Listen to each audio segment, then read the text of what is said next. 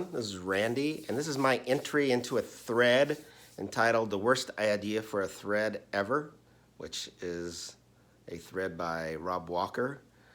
Rob let the music play, and he always has a lot of fun on his channel, and he has a lot of humor, and I thought this was a good idea for one as well. And it's where the title of an album, the first letter and the last letter are the same.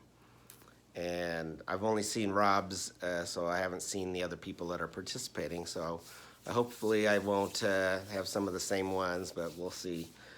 Anyway, might as well get started. And my first one is the artist, get my glasses on, Parthenon Huxley, and it's called Sunny Nights, the S and S. And this is his debut album, 1988. I guess you would compare him maybe to like Andy Partridge. Nice pop album.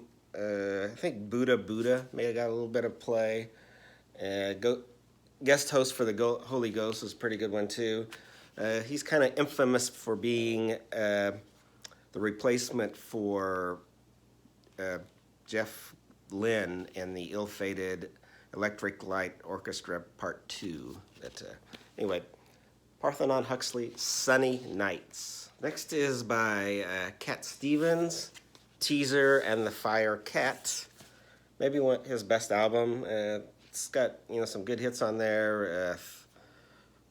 Moon Shadow and Peace Train were big hits, and then he took the religious hymn Morning Has Broken and made it into a pop hit. But wonderful album by great Cat Stevens, Teaser and the Fire Cat.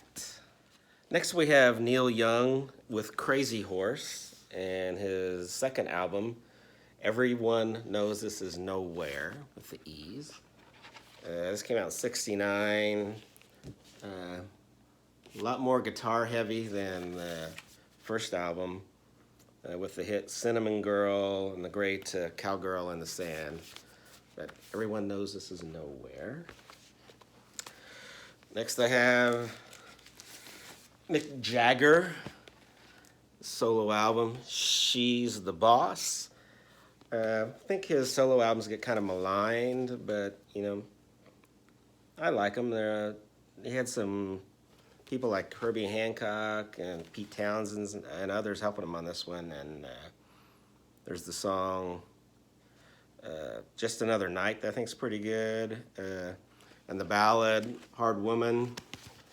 There's the songs on there. But yeah, pretty good album. Mick Jagger and She's the Boss. Next we have the Flesh Tones and Face the Screaming Werewolf. Flesh Tones, this came out on Record Store Day last year, like about 40 years after their original release. One of their better albums, I think. It's got Spilling Blood at the Rock and Roll Show, which is very good. They do the song Alex Trebek, and they also do a cover of the Jagger, the Rolling Stones song "Child of the Moon."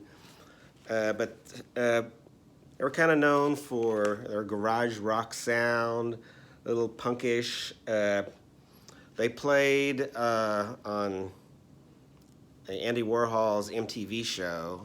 That didn't last very long, but wonderful group. Face the Screaming Werewolf by the Flesh Tones. And next one we'll show is Jon Stewart and Dream Babies Go Hollywood. Great folk rock act. Had the big hit with the song Gold.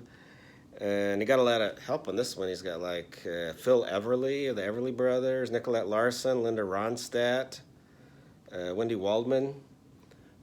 And Hollywood Dreams probably got a little bit of airplay, but this is probably his last album that had much success, unfortunately. But great artist in Jon Stewart. Next, I have the saxophonist Stanley Turan, and That's Where It's At, which was released on, this is a tone poet that was released last year. So it originally came out in 1962 on Blue Note. With him on this one is Les McCann on piano, Herbie Lewis on bass, and Otis Finch on drums. Les McCann composed several of the numbers on here, but it's a wonderful, beautiful tone poet. That's where it's at. And also great funk record in Betty Davis and They Say I'm Different. This was her second album. I don't think quite as good as her debut, but the first two songs on here are great. Shooby Doop and Cop Him and He Was a Big Freak are wonderful songs. This is a Light in the Attic reissue. But yeah, Betty Davis, They Say I'm Different. Next is the live album, EC Was Here. Of course, the EC is Eric Clapton. This was a live album he did in, if I can find it on here. I don't remember what year. Anyway, kind of like came out after 461 Ocean Boulevard. Does a great opener with the blues song, Have You Ever Loved a Woman? He does two Blind Faith songs, Presence of the Lord and Can't Find My Way Home, both off the Blind Faith record, but interesting live recording. EC Was Here. And my last one is the Van Morrison and Joey DeFranco album, You're Driving Me Crazy, the Wise. This came out 2018 with, you see, people don't know, Joey DeFranco was a keyboard and trumpet player.